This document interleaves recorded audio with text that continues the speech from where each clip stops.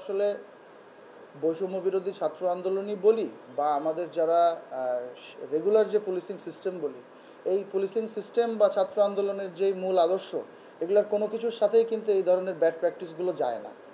এবং আপনি নিশ্চিত থাকেন যে আমাদের যারা যেসব পুলিশ সদস্য প্রকৃত অর্থেই জনগণের জন্য কাজ করতে চায়, তাদের কারোরই এই ধরনের কোনো কিছুর সাথে কোনো সংশ্লিষ্টতা ছিল না।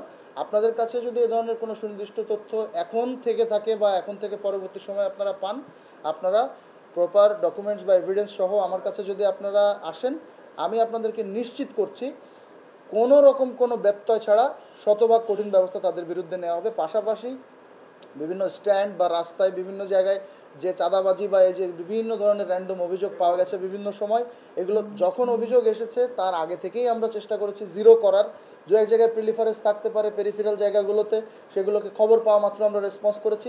এখন থেকে পরবর্তী সময়ে আপনারা যদি এরকম কোনো কিছু তথ্য পান, সাথে সাথে জানাবেন, আমরা সাথে সাথেই কঠিন ব্যবস্থা নেব।